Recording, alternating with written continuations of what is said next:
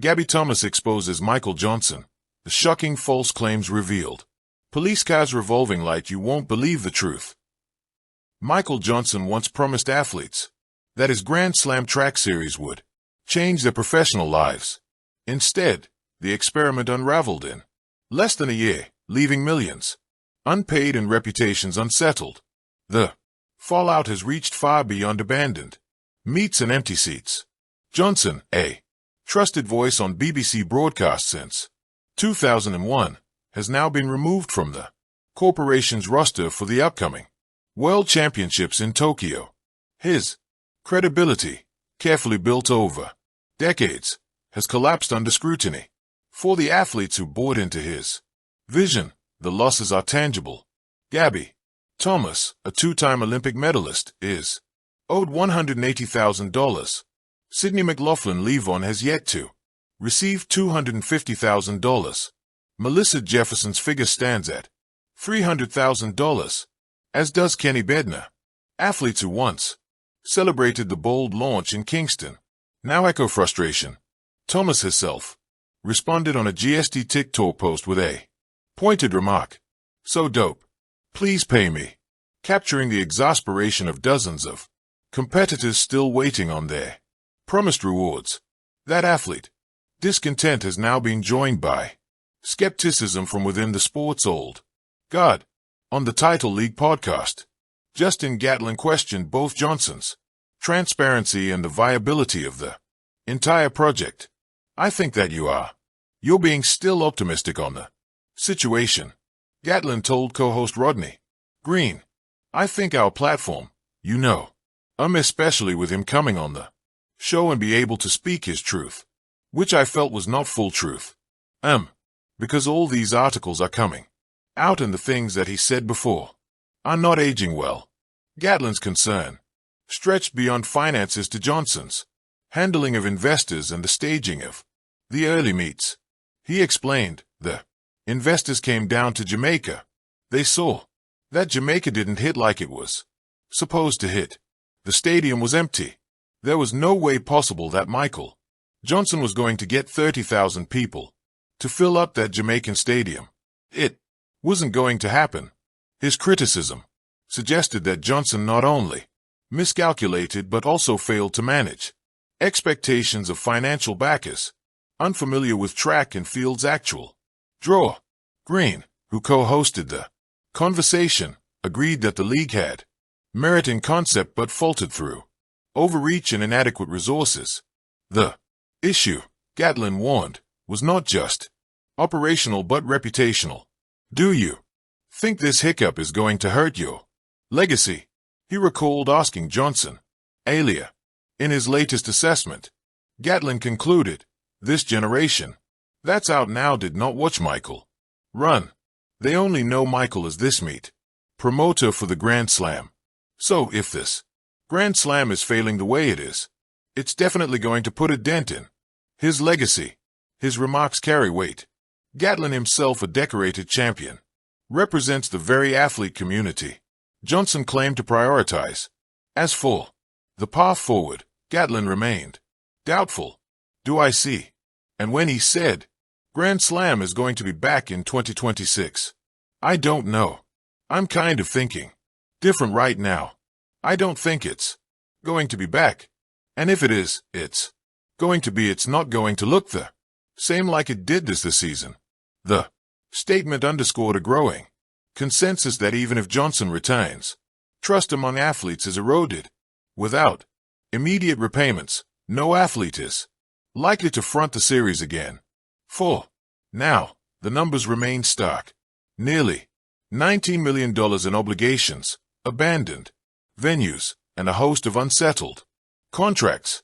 What was once introduced as the bold reinvention of athletics has instead become a cautionary tale. And as Gatlin put it bluntly, "Bro, fool me once, shame on you. Fool me twice, shame on me." And amid this deepening chaos, Michael Johnson faced fresh allegations of cheating after selling tickets for a Grand Slam track event despite knowing the league lacked sufficient funds. Michael Johnson accused of cheating over Grand Slam track ticket sales Michael Johnson found himself drawn into a new layer of scrutiny when a journalist accused him of cheating in relation to the handling of Grand Slam tracks. Financial crisis. The charge was framed not around athletic conduct, but rather the decision to press forward with public ticket sales for the Philadelphia meet in December 2024, despite full knowledge that the league lacked the funding required to honor its obligations. The claim pointed when the account at SPRTLNR stated tickets went on sale after this occurred. $19 million not coming in as hoped, not enough to cover the season, and selling tickets anyway. To critics, this signified a breach of trust, suggesting that Johnson had deliberately misled those purchasing seats and those preparing to compete. The tension escalated once athletes began to voice concerns that the official explanations offered to them were inconsistent with what had already been privately understood within Johnson's circle. Competitors had initially been told that prize money delays were caused by drug testing protocols, a reason that did not align with the internal debate over canceling the Philadelphia event altogether. The suggestion that tickets were sold while the enterprise was knowingly underfunded was therefore interpreted as a calculated decision, rather than an unfortunate surprise. As one observer remarked, such conduct appeared less like mismanagement and more akin to a deliberate that was both reputational and potentially legal. By the time Eldridge formally withdrew its support, Grand Slam Track had no plausible means of covering the promised $12.6 million prize pool. Yet, the promotional machinery remained active. This sequence of actions invited the argument that Johnson's leadership had crossed from ambition into deception. For an athlete, once celebrated for discipline and integrity, the allegation was particularly sharp. It suggested not merely poor judgment, but an active betrayal of the standards he had long represented. In the hushed corridors of sprinting law, there's a moment when a protege realizes that her mentor's legacy is trembling. That's the space where Gabby Thomas now stands. Eyes forward, stride steady as the legend. Behind her, Michael Johnson grapples with a cascade of allegations that threaten to redefine his place in the sports story. Johnson, once the gold glow of relay podiums and baton relays, dared to reshape athletics with his Grand Slam track league. The promise was audacious. Elite sprinters unprecedented. Prize money, a dazzling stage beyond the four-year festival of the Olympics. But that dream soon unraveled. Meet cancellations, broken promises, and millions in unpaid fees have cast a long shadow. Gabby Thomas, Olympic champion, in her own right, found a platform in Johnson's vision. She leapt into the inaugural season, blazing across 4 slams, earning top podiums, even besting her own personal bests in the 200m and 400m. She carried not only the American flag, but Johnson's bold experiment on her back. But his invoices remain unpaid. $11.180K owed among other heartbreaks. What was once hope is bleeding into disillusion. Tyson's fighter might hang his gloves, but an athlete has to keep running. And so, with grace woven into every word, Gabby looked away.